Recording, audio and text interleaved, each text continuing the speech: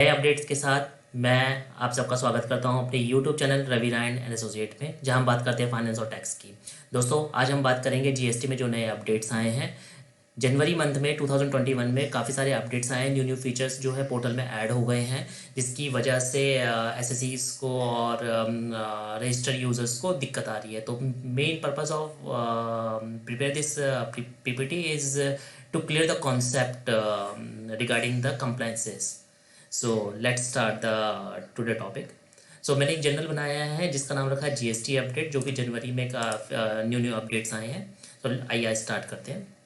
आज का टॉपिक हम बात करेंगे late fees of GST one में क्या लगता है, आधार ऑथेंटिफिकेशंस क्या फैसिलिटी जो पोर्टल पे भी स्टार्ट हो गई है उसका क्या इम्पैक्ट पड़ेगा, और 31 जनवरी last day to opting QRMP जो स्कीम है, ये quarterly return and monthly payment वाली invoicing features and various payment under GST 1 3B kind of. तो आज के टॉपिक में हम ये सारे का जो है सब्जेक्ट कवर करेंगे, एक एक करके बात करते हैं। सो पहला जो टॉपिक है लेट फी इन जीएसटीआर 1। दोस्तों, आपको सुन के बड़ा अजीब सा लग रहा होगा कि late fees in GSTR 3B तो था, लेकिन जीएसटीआर 1 कब से आ गया।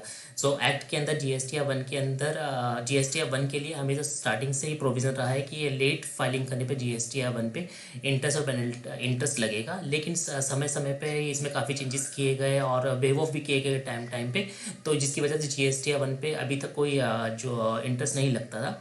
लेकिन जो सेक्शन 47 आया है वो इसी सेक्शन के ऊपर बात करता है कि जीएसटीआर 1 के लेट फाइलिंग पे आपको इंटरेस्ट देना पड़ेगा।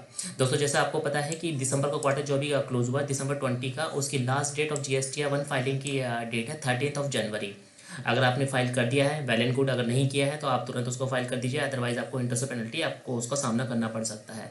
जो कंपनियां मंथली अपनी रिटर्न फाइल करती है उसके लिए तो 11th every month, following month 11 वो सेम है। लेकिन क्वार्टरली रिटर्न वालों के लिए पहले ये हुआ करता था कि जब आपका क्वार्टर खत्म होता था तो आपको नेक्स्ट फॉलोइंग मंथ का एंड डे जो होता था, अगर दिसंबर की बात करें तो 31 जनवरी आपकी लास्ट डे होती थी, लेकिन अभी वो रिड्यूस करके 13 जनवरी कर दी गई है। तो इसको बिल्कुल आप इस डेट को आप keep in mind, and if your compliance is pending just try to close ASAP. GSTR 1 के अंदर ये बताया जाता है, सेक्शन 37 ये बोलता है कि जीएसटीआर 1 अगर आपने लेट फाइल की है, जैसे अभी आपकी 13 जनवरी है, अगर आपने नहीं फाइल की तो उसके ऊपर इंटरेस्ट पेनल्टी लग सकती है। सेक्शन 38 जो डील करता है वो जीएसटीआर 2 है, जो अभी इनेबल नहीं हुआ है। सेक्शन 39 जो है जीएसटीआर 3B से रिलेटेड है। अगर आप ये इसको टाइम से फाइल नहीं करते तो आपको पोर्टल पे, जैसे आप जीएसटी पोर्टल यूज़ करते हो, तो आपको वहाँ पे इंटरेस्ट पेनल्टी आपको ऑटोमेटिक कैलकुलेट करके दिखा देता है।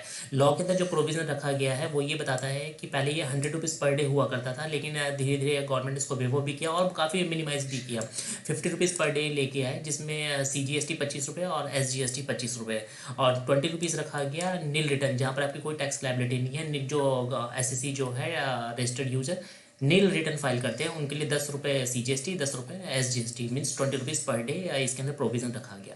सो दोस्तों, जीएसटी 1 से रिलेटेड आप अपना जीएसटी 1 टाइमली फाइल करें, अगर नहीं कर रहे तो टाइमली कीजिए, क्योंकि आने वाले वक्त में everything is going to be computerised, तो आपको नोटिस आने में देरी नहीं लगेगी। तो आपका कंप्लाइंस वाला चैप्टर जो है बिल्कुल साफ रखिए और बिल्कुल अप टू डेट रखिए।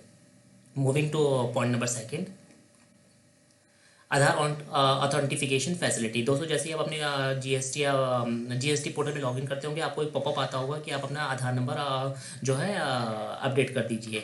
21 अगस्त से ये फीचर स्टार्ट हुआ था। जिन्होंने 21 अगस्त के बाद ये अपना जीएसटी न्यू रजिस्ट्रेशन करवाया है उन्होंने तो अपना आधार ऑथेंटिफिकेशन कर रखा है, तो उनके लिए मैंडेटरी नहीं है।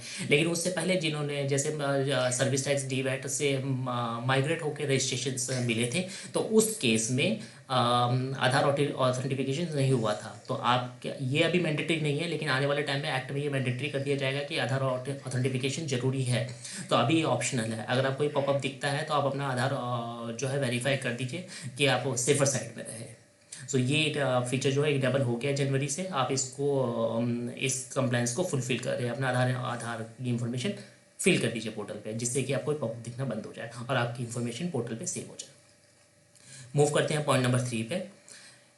Thirty first January 21 is the last day to opting QRMP। What is QRMP? ये मैंने अपने पहले पुरानी वीडियो में बताया था आपको, क्वार्टरली रिटर्न मंथली पेमेंट। ये स्कीम जो है 31 जनवरी तक आपको चूज़ करना है। अगर आपने चूज़ नहीं किया है तो डिपार्टमेंट सिस्टम जो है कॉमन पोर्टल जो GST का, वो ऑटोमेटिक इसको कैलकुलेट करेगा कि आप मंथली रिटर्न कैटेगरी में आते हो या फिर आपको क्वार्टरली रिटर्न फाइल करनी है। इट्स बेटर कि कॉमन पोर्टल अपने आप कैलकुलेट करें। आप अपने GST के लॉगिन में जाके अपना ऑप्शन अपने कंफर्टेबिलिटी के हिसाब से इसको चूज़ कर लीजिए बिफोर 31 जनवरी। अदरवाइज सिस्टम ऑटोमेटिक कैलकुलेट कर लेगा, आपको उसके अकॉर्डिंग फिर आपको टैक्स जमा करना पड़ेगा, रिटर्न फाइल करनी पड़ेगी। फोर्थ पॉइंट है आपका इनवॉइसिंग। जैसे कि आप सबको पता है कि 1 जनवरी से हर वो कंपनी जिसकी एनुअल टर्नओवर 100 करोड़ से ऊपर है उनके लिए इनवॉइसिंग जरूरी है। तो इनवॉइसिंग के केस में गवर्नमेंट ने एक रेफरेंस नंबर जनरेट होता है जब आप GST पोर्टल के थ्रू इनवॉइसिंग जनरेट करता है। वो जो रेफरेंस नंबर है, यूनिक नंबर होता है, वो आपके GST पोर्टल पर रिफ्लेक्ट करता है, जिससे ये पता चलता है कि आप जो है इनवॉइसिंग प्रोसेस कर रहे हैं। जिस वेंडर से आप परचेज कर रहे हैं आपको कैसे पता चलेगा कि वो सामने वाला वेंडर आपका इनवॉइसिंग करता है नहीं करता है, या उसकी टर्नओवर 100 करोड़ से ऊपर है या नहीं है? तो डिपार्टमेंट ने कुछ वेंडर की लिस्ट जारी की है GST पोर्टल पे, आप लॉगिन करके चेक कर सकते हैं कि ये वो वेंडर जिनकी टर्नओवर 100 करोड़ से ऊपर है। तो इट्स ईजी टू आइडेंटिफाई कि आप जिसके साथ काम कर रहे हैं उनकी टर्नओवर 100 करोड़ के अंदर है या उससे ज़्यादा है, आप वहाँ से आइडेंटिफाई कर सकते हैं। सेक्शन 48(4) ये डील करता है कि आपकी इनवॉइसिंग करना मैंडेटरी है हर वो SSC जिसकी टर्नओवर 100 करोड़ से ऊपर है। एक चीज़ मैं आपको क्लियर बता दूं, ये जो 100 करोड़ की टर्नओवर कैलकुलेट करने की जो कंडीशन रखी गई थी 2017 से 1 जुलाई 2017 से की गई थी। हर एक फाइनेंशियल ईयर में अगर आपकी टर्नओवर अगर 100 करोड़ से ऊपर है, हर एक फाइनेंशियल ईयर में आपको चेक करना है। 17-18 अगर आपकी 100 करोड़ से ऊपर है तो ये एप्लीकेबल है, 18 अगर नहीं है तो इग्नोर कर दीजिए। 18-19 में अगर आपकी 100 करोड़ से ऊपर है तो आपको ये एप्लीकेबल है, अदरवाइज नहीं है। 18-19 19-20 में अगर आपकी टर्नओवर 100 करोड़ से ऊपर है तो आपके लिए एप्लीकेबल है, अदरवाइज ये एप्लीकेबल नहीं है। इसी तरह आपको 20-21 का टर्नओवर देखना है। तो जिस फाइनेंशियल में अगर आपकी 100 करोड़ का टर्नओवर क्रॉस हो चुकी है तब ये स्कीम आपके लिए एप्लीकेबल है, अदरवाइज ये एप्लीकेबल नहीं है। पर ईयर 100 करोड़ अगर आपने किया है तो तब ये एप्लीकेबल होगा, अदरवाइज नहीं होगा। So moving to my last segment, payment of variance GSTR1। ये जो कैटेगरी है DRC 03 ये बोलता है दोस्तों, आपको याद होगा कि अक्टूबर नवंबर के महीने से जब आप अपना GSTR1 और GSTR3 भी फाइल करते हैं तो आपको रेड कलर का बॉक्स वहाँ पर चेक बॉक्स जो है बॉक्सेस के ऊपर बन के आ जाता है। वो इसलिए आता है कि आपका GSTR1 आपके 3B से मैच नहीं करता, आपका 2A का अमाउंट आपके जो 2A में फैच हो रहा है उससे आपका मैच नहीं करता, जिसकी वजह से उसमें रेड कलर का अमाउंट रिफ्लेक्ट होता है।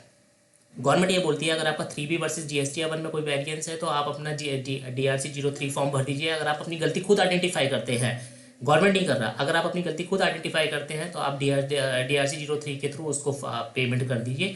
अगर आपको लगता है कि आपने 2A के अंदर ज़्यादा इनपुट ले लिया है जो आपका नहीं बनता है तो आप अपनी गलती को खुद रेक्टिफाई कर लीजिए और DRC 03 के थ्रू आपकी जो लायबिलिटी एक्चुअल लायबिलिटी बनती है उसको आप डिस्चार्ज कर दीजिए।